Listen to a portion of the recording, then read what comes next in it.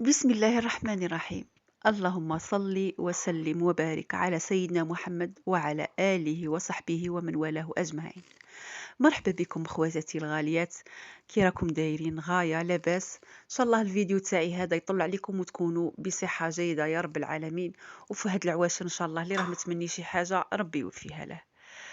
كما قلت لكم فيديو جديد ووصفة جديدة لهذا النهار، وصفة المعجنات. شكون فينا اللي ما يديرش المعجنات؟ شكون اللي ما يبغيش المعجنات؟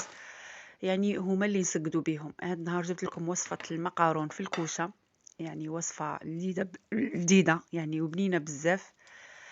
سورتو ولادنا يبغوا بزاف هاد المعجنات، انا جبتها لكم بطريقة مختلفة، يعني نسقدوا بها هكا عشاء ولا فطور، يعني نسقدوا رواحنا بها. هاد المقارون اللي استعملته في هاد النهار هو لولا به الشكل، يعني يجي شكلا شباب. الوصفة سهلة بزاف. أنا درتها مع الفرماج، مع الجبن، عفوا مع اللحم المفروم. يعني انتي تقدري تتغاضاي على اللحم، ما ديريش الكفتة كما نقولوا، تقدري ما ديريش كفتة، ديري فقط فرماج وبيشاميل وتجي بنينة. هاد الوصفة كالآتي: نجيبو بول تاع مقارون مملوء بزاف. للأمانة أنا سلقت كما نقولوا، غليت هاد الكمية تاع المقارون. يعني احنا أفراد، يعني العائلة تاعي فيها 6 أفراد.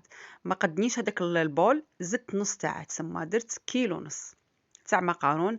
درته في ما يغلي، فيه شوية ملح بطبيعة الحال، ودرته يغلى. نجيبو هنا البصل، جبت حبة متوسطة ونص، حبة متوسطة ونص. رحيتهم في الاشوار. اللي ما عندهاش اشوار دير ترحي في لاغاب، ولا تقطعهم مكعبات. آه بعد ما رحيت البصل تاعي البنات، جبت المقلاة، حطيت فيها اللحم المفروم تاعي. شوفوا الشيرات، انا الدجاج كي راه غالي راني ندير اللحم، ندير تاع لاداند ثاني يجي بنين، يعني ويجي كيما نقولوا زعما 20 ميل، يعطي تجي كونتيتي مليحه بارابور الدجاج. ما نعرفوا بلي الدجاج راه غالي. المهم حطيت الكفتة تاعي في المقلاة، ودرت لها هذيك الكمية كاع تاع البصل، ونزيد عليها الزيت، ونزيد عليها التوابل اللي درت: فلفل اسود، كركم، وسكنجبير، والملح، والفلفله حمراء البنات. درت ملح، فلفله حمراء، كركم، فلفل اسود، وسكنجبير، والزيت، ودرتهم يتقلاو فوق النار. وهنا نجي باش نخدم بيشاميل تاعي: نص مغرف دهان مع مغرف فارينه، نص مغرف معمره دهان مع مغرف كبيره فارينه. درت الدهان داب، ونزيد عليه هذيك الفارينه. كي تتلم تولي لنا كشغل اون بات، نزيدو عليها 2 كيسان حليب. شوفوا الشيرات لي بات، شوفوا درتهم فوق النار، خاص تقعد هكا خفيفه. شوفوا الشيرات لي بات لازم لهم بيشاميل تكون خفيفه، ما لازم لهمش تكون عاقده، باش كي نطيبوها دير لنا طبقه، يعني كما نقولوا رقيقه، ما ديرناش طبقه سميكه.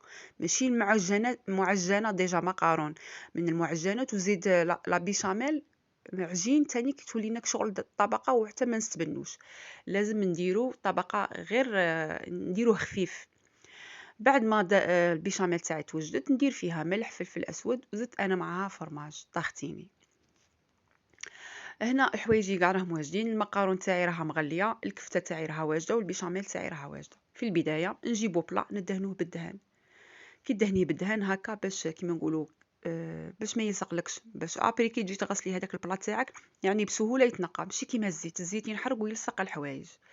المهم هنا دوك اختياريه، تبغي ديري كاع طبقه تاع المقارون وفوقها طبقه تاع الكفته وديري بيشاميل كيما تبغي ديري نص نص، طبقه مقارون عاود طبقه كفته عاود طبقه مقارون. هذا الشيء يعني اختياري على حسب شا عندك.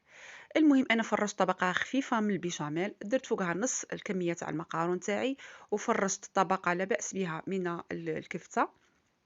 نعاودو نديرو شويه بيشاميل، غير شويه. شوفوا شيرات كان راني نفرخها خفيفه بزاف. نعاودو طبقه واحده اخرى تاع المقارون، ونساويها في البلا باش يجي كيما نقولوا باش يجي نيشان، ما تجيش جهه غليظه وجهه رقيقه. ونزيد الكميه تاع الكفته اللي بقات. هنا اللي عندها كفته صغيره يعني كميه صغيره تاع كفته تقدر دير غير في الوسط، لا باس. هنا بعد نعاود نساوي الكفته تاعي، ونجيب فرماج. اللي عندها فرماج رابيد دير، اللي ما عندهاش تقدر مباشره دير غير البيشاميل. نفرشوا هاد الشرائح تاع فرشت هاد الشرائح تاع الجبن. نعاود ندير من الفوق طبقة تاع البيشاميل وندخلها للفرن. هنا اللقطة تاع باش نفرغ الطبقة الأخيرة من البيشاميل ما صورتهاش، الله غالب خاني التصوير. المهم ندخلوها للفرن من تحت ومن الفوق، نكونوا شاعلين الفرن تاعنا يكون ساخن واحد ربع ساعة بلا ما بيشاميل تاعنا تزيد تتماسك عفوا، وهذاك الفرماج يذوب، ودير لنا هاد الطبقة اللي من الفوق تحمر، وقدميها مع سلطة عادية. انا قدمتها مع سلطة جد عادية اللي نديروها كاملين، وشوفوا السيرات كيش جات، يعني ولا اروع. ننصحكم البنات تجربوها، سيختو اللي تالفين.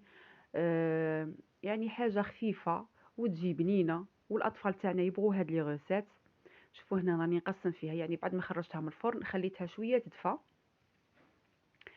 دروك نحطها. شوفوا الطبقه كي جات متماسكه، يعني ما جاش يتفتت كيما نقولوا. هذاك البيشاميل يحكم ليه كيما نقولوا بهذاك القوام يحكم لي البيشاميل.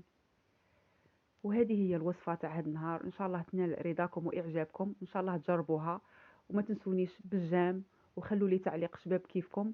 والسلام عليكم ورحمة الله تعالى وبركاته.